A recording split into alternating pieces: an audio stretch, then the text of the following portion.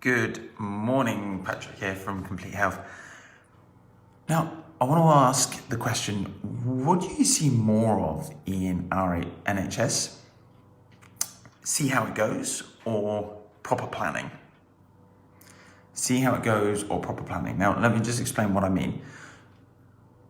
We are, as practitioners, so guilty of telling patients what they think they want to hear as opposed to necessarily what they may need to hear.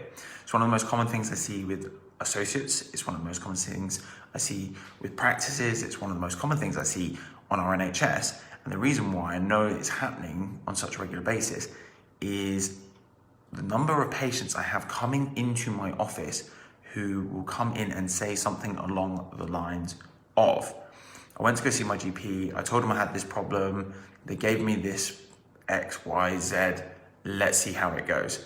Good morning, everyone. Let's just see how it goes. And the reality of it is that that's great, and it's great that they've given you a solution so quickly and so fast, but there's no follow-up.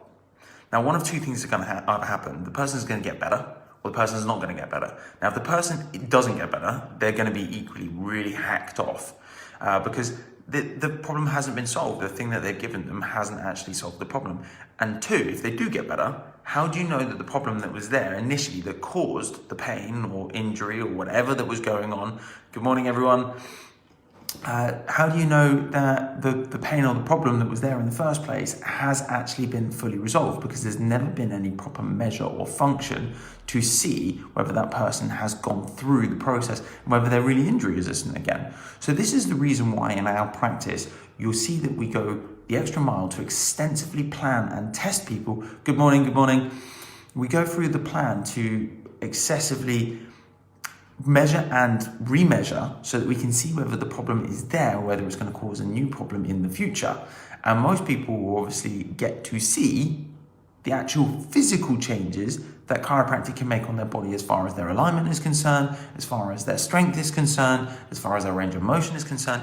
I actually had a gentleman last week. He's on his 5th week now. He couldn't reach, I think his test was about 27 centimeters away from the floor. So if you wanted to do a finger floor distance test, he was 27 centimeters away from being able to touch the floor. Now he's within 2 in 5 weeks, and he's been able to measurably see that change. I was at another gentleman this week who hasn't been able to straighten his legs while sitting down in front of him for 15 years. And for the first time ever in 15 years, he's been able to actually straighten his legs whilst sitting down.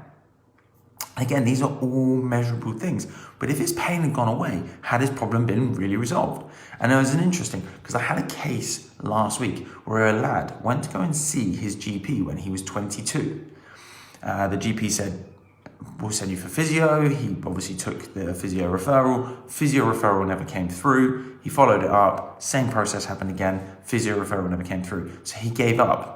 There was no follow-up. No one checked in on him. No one checked to see what his problem was. No one checked to see if the problem had been resolved. No one even checked to see if he'd actually got to the physio when obviously his referral had been lost. And as a result, he's now ended up in my office at the age of 32 with relatively moderate degeneration in his lower back, which probably could have been spotted when he was 22, when he first went to the hospital. But the reality of it was there was no follow-up, there was no planning, and there was no course of action. So when we see all our patients, we will always measure posture. Most cases where justified, we will have a look at x-rays. We will also have a look at stuff like balance, coordination, ranges of motion. We look at orthopedic and neurological testing, and we will remeasure that down the line. So God forbid, when we get to the first bit of the end of your first part of your program, we're going to reassess people's posture. We're going to see how much has changed. Then the second part of the program, we might start looking at balance and coordination. The third part of the program, we might start looking at muscle strength and rehabilitation. And then the third part of the program, you see the point. The point is there's always going to be a an objective at the end. We're starting at a point, and then we're going to try and get you to the next point. We're starting at a point, and we measure objectively, so you can see that actually your risks of injuries are going to go down functionally, because we can measure the differences. And we use these kinds of measures on football teams like AC Milan. We can also have a look at Ulrich Sandstrom. He works with the Leicester Tigers Rugby Club. And the thing is we're all doing the same thing. We're all using functional tests to pre and post measure. Some people have just managed to get themselves into big clubs and work with elite athletes. But the same thing is true. If your body is not designed to work in your environment, it will then start to injure. E.g., if you don't have the right level of flexibility to sit in a desk or bend over and put your socks on, guess what's going to happen when you do those things? It's going to injure. So always look at proper planning, always look at proper measuring. If you need any help with that, or you need some guidance on what proper planning and measuring looks like, or maybe you're just a little bit hacked off with the way the NHS approach is actually going, and you need a little bit more help, then obviously give us a shout. We're here to help you. Patrick here from Complete Health, and I'll speak to you again tomorrow. Take care for now.